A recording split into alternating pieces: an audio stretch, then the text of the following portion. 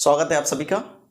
हमने जो मध्य प्रदेश का भौतिक वर्गीकरण था, भौतिक प्रदेश थे, उनके बारे में पिछली क्लास में चर्चा कर ली थी। ठीक है, उसी क्लास से संबंधित आज की क्लास है जिसमें हमने जो छोटी छोटी स्थलाकृतियां पढ़ी थी, कहीं पर्वत है, कहीं पठार है, कहीं मैदान है, तो उनके बारे में एक सेपरेट क्लास बना दी है जो लगभग प्राचीन क्लासेस पर ही आधारित है। ठीक है, जो पुरानी क्लास है उन्हीं पर ही आधारित है। तो पहले वो देखें, उसके बाद ये वाली क्लासेस को देखें तो बेहतर रहेगा। ठीक है, तो चलिए प्रारंभ करते हैं। मध्य प्रदेश के प्रमुख पर्वत, पठार और मैदान, इनसे जो प्रश्न आते हैं वो डायरेक्ट आते हैं। कैसे कि कौन सा पर्वत है या पठार है या पहाड़ी है या मैदान है, वो कहाँ पर स्थित है। पहले इनके बारे में समझिए कि पर्वत, पठार, मैदान और पहाड़ी क्या होते हैं।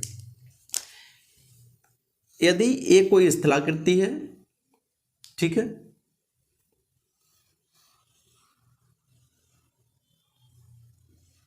अब इस बात को समझिए। इसमें आपको दिख रहा होगा शिखर, जिसमें नुकीला शिखर होगा, ये वाला पार्ट। ठीक है, तो उसे बोला जाता है पर्वत।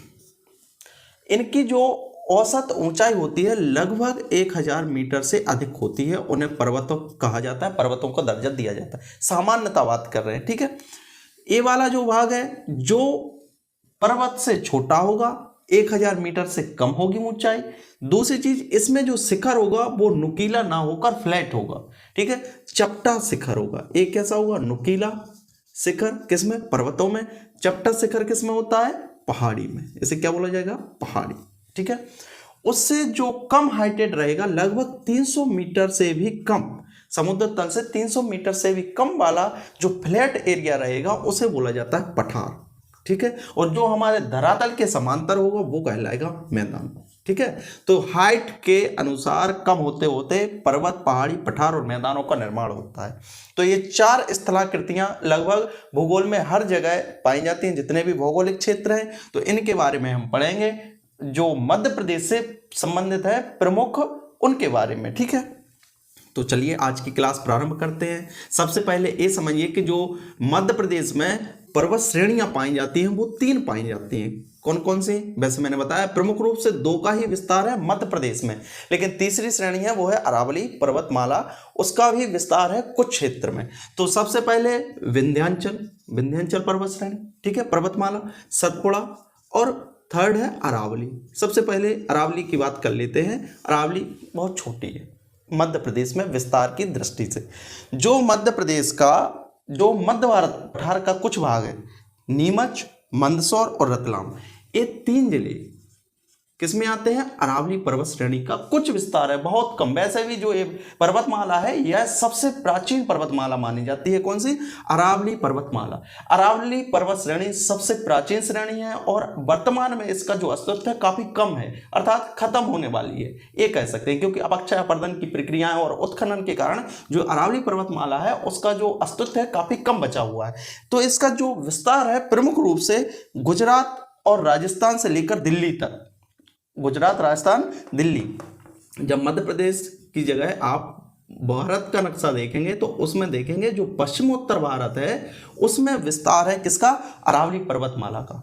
तो गुजरात, राजस्थान, मध्य प्रदेश के केवल 3 जिले जो कहलाते हैं नीमच, मंदसौर और रतलाम, इन क्षेत्रों में अरावली पर्वतमाला का विस्तार है। ठीक है, जो प्रमुख रूप से क्षेत्र स्थित है पर्वतमालाओं के वो है विंध्यन और सतपुड़ा। तो इनके बारे में वैसे हमने जो भौतिक प्रदेश के अंतर्गत इनकी चर्चा कर ली थी, लेकिन जो आज की क्लास है वो फोकस्ड रहेगी किस पर? इन वाले क्षेत्रों में पाई जाने वाली प्रमुख स्थलाकृतियां, पर्वत, पहाड़, पठार और मैदान। ठीक है, तो सबसे पहले हम देखेंगे विंध्यन पर्वतमाला जो है उसमें कौन कौन सी स्थलाकृतियां पाई जाती हैं, कौन कौन से पठार, पर्वत पाए जाते हैं। ठीक है, तो विंध्याचल का विस्तार कहां से कहां माना जाता है? यहां झाबुआ से लेकर पूर्व में दमोह के पास यह बिखर जाती है, 2 भागों में बट जाती है। जो उत्तर पूर्वी वाला भाग है वो कहलाता है भांडेर पर्वतमाला या भांडेर पर्वत श्रेणी, और जो पूर्वी विस्तार है वो कहलाती है कैमूर पर्वत श्रेणी। ठीक है, तो इस तरह से 3 भाग हैं। कौन कौन से? जो विंध्यन जो कि मालवा के पठार में विस्तार है, दूसरा वो है भांडेर जिसका कहां पर विस्तार है? बुंदेलखंड के पठार में, और आगे रीवा पन्ना के पठार में किसका विस्तार है? वो है कैमूर की पहाड़ियों का या कैमूर के श्रेणी का, कैमूर श्रेणी का, ठीक है। तो सबसे पहले देखेंगे विंध्याचल वाले भाग, अर्थात इस वाले क्षेत्र में कौन कौन सी स्थलाकृतियां पाई जाती हैं मालवा के पठार में। सबसे पहली चीज, यहां पर दो पठार पाए जाते हैं मालवा के पठार में, इसे बोला जाता है सोनबाड़ का पठार, इसे बोला जाता है अम्मटबाड़ का पठार। सोनबाड़ और अम्मटबाड़, ये वाला जो क्षेत्र है ये है उज्जैन। तो उज्जैन, आगर मालवा, इस वाले क्षेत्र में किसका विस्तार है? सोनबाड़ा का पठार है, सोनबाड़ का पठार, ठीक है। आगे शाजापुर और राजगढ़, इस वाले क्षेत्र में विस्तार है अम्मटबाड़ा का पठार, ठीक है। दो पठार हैं जो प्रमुख रूप से मालवा के पठार के अंतर्गत आते हैं, ठीक है। तीसरा जो पठारी क्षेत्र है वो है शिवपुरी, शिवपुरी जिले में स्थित शिवपुरी का पठार। हम ये कह सकते हैं कि जो भांडेर श्रेणी है उसी का जो उत्तर पूर्व में विस्तार है, लेकिन वो पहाड़ी के रूप में ना होकर पठार के रूप में है, तो वो है शिवपुरी का पठार। नाम से ही पता चल रहा है किस जिले में होगा, शिवपुरी में। तो सोनबाड़ का पठार उज्जैन में, ठीक है। दूसरा अम्मटबाड़ का पठार शाजापुर में, और जो तीसरा है शिवपुरी का पठार वो कहाँ पर है? शिवपुरी जिले के अंतर्गत। आगे जब हम चलते हैं तो यहाँ पर सागर का पठार, सागर में बुंदेलखंड के क्षेत्र में सागर का पठार, और दूसरा है दमोह का पठार। तो दमोह के पठार के बारे में पिछली क्लास में हमने बताया भी था। तो ये 5 तरह के पठार हैं जो विंध्याचल पर्वत श्रेणी के अंतर्गत आते हैं। जब आगे चलते हैं तो इसी का जो विस्तार है वो है कैमूर की पहाड़ियाँ। तो कैमूर की पर्वत श्रेणियां, कैमूर की पहाड़ियों के अंतर्गत ही आता है रीवा का पठार या रीवा पन्ना का पठार। तो वो तो अलग से ही एक भौतिक प्रदेश है, ठीक है। तो इस तरह से शिवपुरी का पठार, सोनबाड़ का पठार, अम्मटबाड़ा का पठार, सागर का पठार, दमोह का पठार और रीवा का पठार, ठीक है। इस वाले क्षेत्र में अर्थात विंध्याचल वाले क्षेत्र में जो प्रमुख पठारी क्षेत्र हैं वो ए हैं, ए 6 हैं, ठीक है। ये हो गई पठारों की बात। अब बात करेंगे पहाड़ियों की जो प्रमुख हैं, क्योंकि इससे संबंधित डायरेक्ट प्रश्न आए हैं। हम चलेंगे विंध्याचल पहाड़ी के समांतर आगे की ओर और पश्चिम से पूर्व की ओर। मैं दिशा इसलिए बता रहा हूं क्योंकि कभी कभी प्रश्न जो आता है वो इस तरह से आता है कि निम्न को पश्चिम से पूर्व की ओर अरेंज करें। इस तरह से प्रश्न आया है, कई बार आ चुका है, ठीक है। कि 4 पहाड़ी दी हैं ABCD, ठीक है, और फिर उसका पश्चिम से पूर्व विस्तार बताना पड़ेगा कि ACBD, CADB, इस तरह से इसके ऑप्शंस रहेंगे, आपको राइट आंसर चूज करना पड़ेगा, ठीक है। तो उसी कारण से मतलब इस तरह के प्रश्नों की मांग है, इसी कारण से हम जो पढ़ेंगे वो पश्चिम से पूर्व की ओर विंध्याचल पहाड़ी को विजिट करते हुए चलेंगे, ठीक है। आपका सहयोग आवश्यक है, ठीक है, अकेले से कुछ नहीं होगा। अब देखो यहां से चलते हैं विंध्याचल पहाड़ी पश्चिम से, विंध्याचल पर्वतमाला से आगे की ओर। यहाँ पर है जो जिला आता है, कौन सा जिला है? झाबुआ। झाबुआ, इंदौर, उज्जैन, धार, आगरमालवा, शाजापुर, राजगढ़, सीहोर, रायसेन, विदिशा और यहाँ आगे सागर, दमोह तक इसका विस्तार है। किसका? विंध्याचल श्रेणी का। प्रमुख जिलों की बात कर रहा हूँ, ठीक है, क्योंकि कोई भी स्थलाकृति है, पर्वत है, पठार है, ये किसी एक पर्टिकुलर जिले में नहीं है, लेकिन हम उस जिले को मानेंगे जिसमें इसका सर्वाधिक विस्तार है, ठीक है। क्योंकि बहुत सारी चीजें बॉर्डर पर भी उपस्थित हैं, तो कुछ भाग उनका किसी जिले में आता है, कुछ भाग किसी जिले में आता है, ठीक है। तो हम इससे कभी कभी कंफ्यूज हो जाते हैं कि आखिर इसका जो लोकेशन है, या अलग अलग बुक्स में अलग अलग लोकेशन बताते हैं, ठीक है। तो जो इसमें ऑप्शंस दिए हैं वो उन जिलों के नाम हैं जिसमें इसका सर्वाधिक भाग होगा, ठीक है। लगभग 70% भाग जिस जिले में होगा उसको हम कंसीडर करके चलेंगे कि ये जो भी स्थलाकृति है वो उस वाले जिले में स्थित है। सबसे पहली जो पहाड़ी है वो है मथवाड़ की पहाड़ी, झाबुआ जिले में। कहाँ पर? नर्मदा नदी के जो मुहाना है मध्य प्रदेश में, उसके किनारे स्थित है झाबुआ में मथवाड़ की पहाड़ी, ठीक है। मथवाड़ की पहाड़ी से ही आगे निकलती है नर्मदा। तो मथवाड़ की पहाड़ी सबसे पहले पश्चिम से पूर्व की ओर बढ़ रहे हैं, ठीक है। मथवाड़ की पहाड़ी कहां पर? झाबुआ में। आगे आता है धार। धार में 3 तरह की पहाड़ी हैं। धार में धार की पहाड़ी, नाम से ही पता चल रहा है, ठीक है। दूसरी है मांडू या मांडव की पहाड़ी। मांडू बहुत ऐतिहासिक क्षेत्र है क्योंकि यहां पर मांडू में किला भी है और बाज बहादुर रानी रूपमती दोनों की काफ़ी अच्छी प्रेम कहानी भी है। जब इतिहास पढ़ेंगे उसमें इसका उल्लेख जरूर आएगा।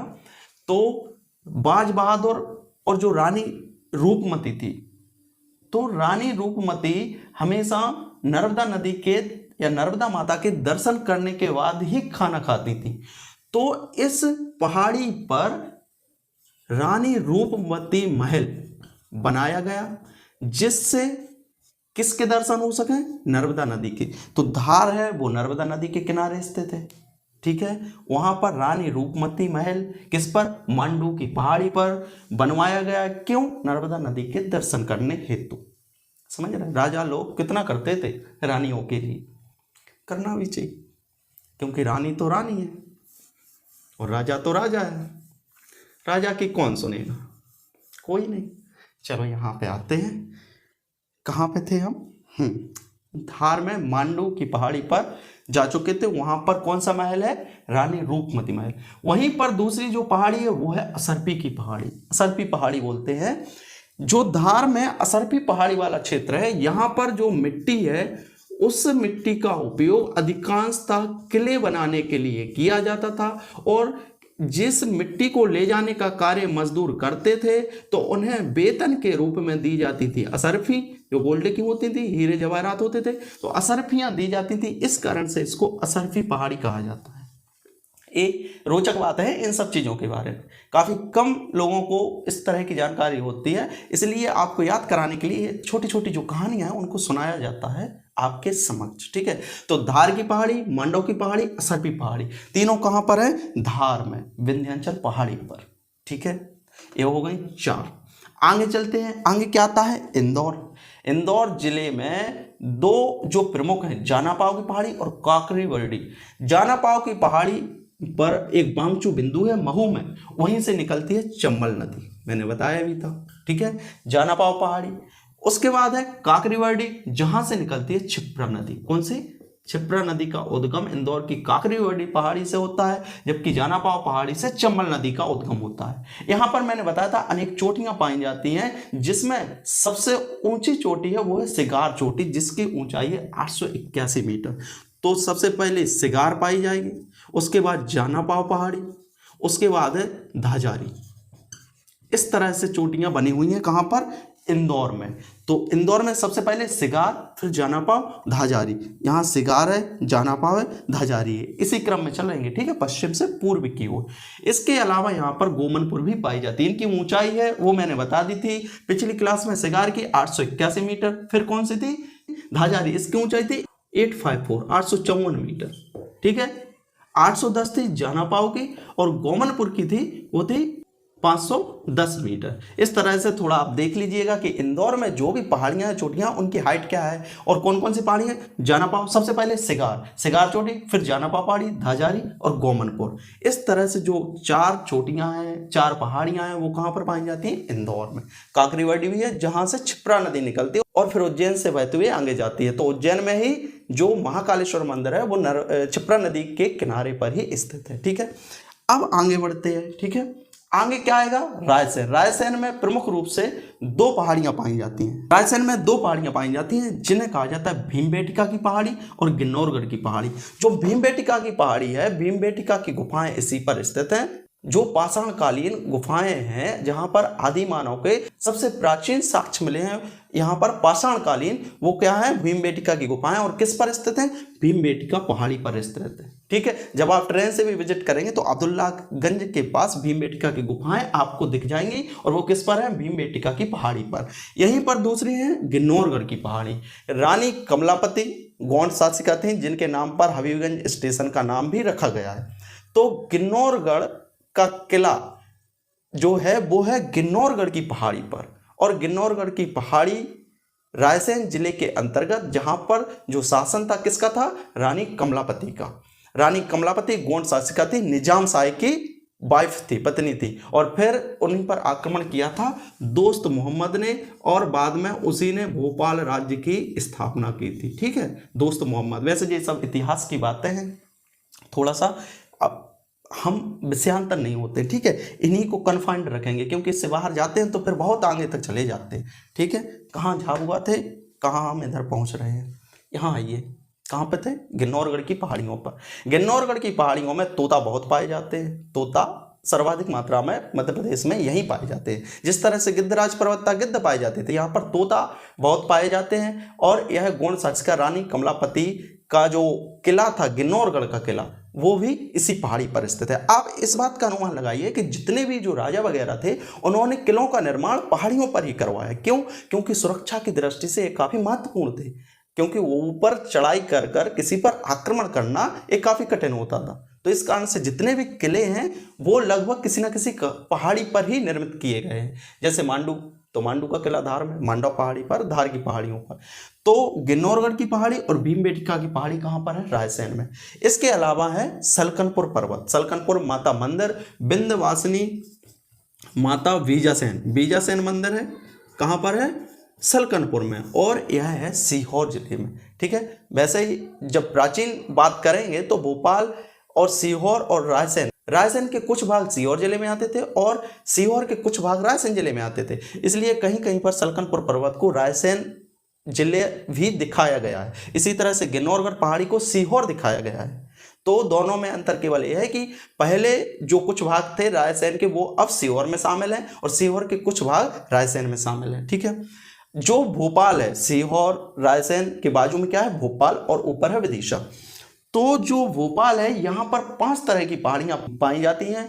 जो भोपाल है उसमें 5 तरह की पहाड़ियाँ हैं। कौन कौन सी? वैसे ये नाम आपने सुने होंगे, जगह के भी नाम है। नेवरी हिल्स, नेवरी गुफाएं भी हैं, नेवरी हिल्स भी हैं। नेवरी की पहाड़ी, Shyamla hills, Shyamla hills, Karera hills, Katara hills और ईदगाह हिल्स। इनकी काफ़ी आपने जो बातें हैं काफ़ी सुनी होंगी। भोपाल में जो अनेक कॉलोनियाँ हैं वो भी इन्हीं के नाम पे है, Nevri hills, Katara hills, Shyamla hills, Karera hills और ईदगाह हिल्स। ठीक है, और आगे जब चलेंगे तो यहाँ पड़ेगा विदिशा। विदिशा में है उदयगिरी की पहाड़ियाँ। जो उदयगिरी की गुफाएं हैं वो किस पर स्थित है? उदयगिरी की पहाड़ियों पर। उदयगिरी में जो बेतवा की सहायक नदी है वेस, उसके किनारे है उदयगिरी पहाड़ी, और यहाँ पर गुफाएं हैं, उसमें लगभग 20 गुफाएं हैं। जो उदयगिरी की गुफाएं हैं उनके अंतर्गत कितनी गुफाएं हैं? 20 गुफाएं हैं। तो आप देखेंगे कि जब हम पश्चिम से पूर्व की ओर जाते हैं तो अधिकांश जो पहाड़ियां हैं वो इसी क्षेत्र में स्थित है। बाकी आगे जाते जाते जो विंध्याचल है वो वट जाता है भांडेर की पहाड़ियों में, भांडेर श्रेणी में और कैमूर की श्रेणियों में। तो भांडेर की श्रेणी है, उसके अंतर्गत कौन कौन सी पहाड़ियां आती हैं? सबसे पहली आती है अजयगढ़। कहाँ पर है? पन्ना। अजयगढ़ की पहाड़ी पन्ना में, पन्ना में ही है पन्ना की पहाड़ी। उसके बाद छतरपुर में है कौन सी पहाड़ी? बिजावर। छतरपुर में है बिजावर, क्योंकि आप जो देखेंगे जो भांडेर वाला पार्ट है, भांडेर की श्रेणी का विस्तार ही प्रमुख रूप से पन्ना, छतरपुर, दमोह और दतिया इन जिलों में प्रमुख रूप से है। तो इसी कारण से जो पहाड़ियां हैं भांडेर श्रेणी के अंतर्गत वो कौन कौन सी हैं? पन्ना की पहाड़ी, बिजावर की पहाड़ी, अजयगढ़ की पहाड़ी, दमोह में सिंग्रामपुर की पहाड़ी, जहां पर सबसे ऊंचा स्थल है इस वाले क्षेत्र का, और वो क्या नाम है? सद्भावना हिल्स। क्या बोला जाता है? सद्भावना चोटी। तो सद्भावना चोटी यहीं पर स्थित है, दमोह में सिंग्रामपुर पहाड़ी पर। तो जो प्रमुख पहाड़ियां हैं भांडेर श्रेणी के अंतर्गत कौन कौन सी है? पन्ना, बिजावर, अजयगढ़, ठीक है। दमोह में कौन सी है? सिंग्रामपुर, और यहाँ पर दतिया में है सिद्ध बाबा, जो इस क्षेत्र की सबसे ऊंची चोटी है, 1172 मीटर इसकी ऊंचाई है। ठीक है, बुंदेलखंड पठार क्षेत्र की सबसे ऊंची चोटी कौन सी थी? सिद्ध बाबा। वो कहाँ पर है? दतिया में, भांडेर श्रेणी पर। ठीक है, इतनी बात आ गई समझ में। यहीं पर है गोपांचल पर्वत। आगे इसी में क्या है? गोपांचल पर्वत। गोपांचल पर्वत जो ग्वालियर का किला है वो किस पर स्थित है? गोपांचल पर्वत पर ही है। यह प्रश्न भी आ चुका है। ठीक है, जो ग्वालियर का किला है वो किस पर निर्मित है? गोपांचल पर्वत पर। ये हो गए 2 भाग, विंध्याचल और भांडेर। आगे है कैमूर श्रेणी। कैमूर श्रेणी के अंतर्गत रीवा पन्ना का पठार इसी पर स्थित है, मैंने बताया भी था। दूसरी चीज, यहाँ से प्रमुख जो नदी बहती है वो है सोन नदी। सोन नदी और यमुना के मध्य जल द्वीप विभाजक का कार्य कौन करता है? कैमूर की पहाड़ी। तो इन पर प्रमुख रूप से 2 पर्वत पाए जाते हैं, जिनमें पहला है चित्रकूट और दूसरा है गिद्धराज। मैयर तहसील के अंतर्गत सतना में, और गिद्धराज पर्वत है वो है सतना में, रामनगर तहसील के अंतर्गत। इनके बारे में मैंने पिछली क्लासेस में बता दिया था कि यहाँ पर शक्तिपीठ है। कौन सा है? मैयर की शारदा माता का शक्तिपीठ। और गिद्धराज पर्वत पर जो जटायु थे गिद्धराज, उनके भाई संपाति का निवास स्थल माना जाता है गिद्धराज पर्वत। ठीक है, तो ये हो गए विंध्याचल पर्वत श्रेणी के बारे में जो पर्वत, पठार, मैदानी स्थलाकृतियां हैं उनके बारे में जानकारी। ठीक है, जो अगली क्लास है उसमें हम पढ़ेंगे सतपुड़ा वाले क्षेत्र में पाई जाने वाली प्रमुख पर्वत, पहाड़, पठार और मैदान। ठीक है, इसमें एक मैदान की बात छूट गई, कभी कभी इससे प्रश्न आ गया है कि जो उत्तर में यमुना का मैदान है, एक इसमें उत्तर प्रदेश में, तो मध्य प्रदेश में जो उत्तर में मैदान है उसे कहा जाता है लश्कर का मैदान। लश्कर का मैदान भिंड, मुरैना, श्योपुर और ग्वालियर के कुछ भागों में लश्कर के मैदान का विस्तार है। तो लश्कर का मैदान कहाँ पर है?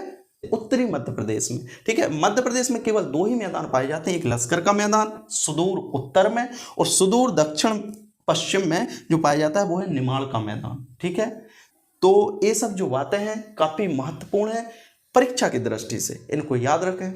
अगली क्लास में हम पढ़ेंगे सतपुड़ा प्रदेश में पाई जाने वाली प्रमुख स्थलाकृतियों के बारे में। तब तक के लिए बहुत बहुत शुक्रिया, मिलते हैं अगली क्लास में। ठीक है।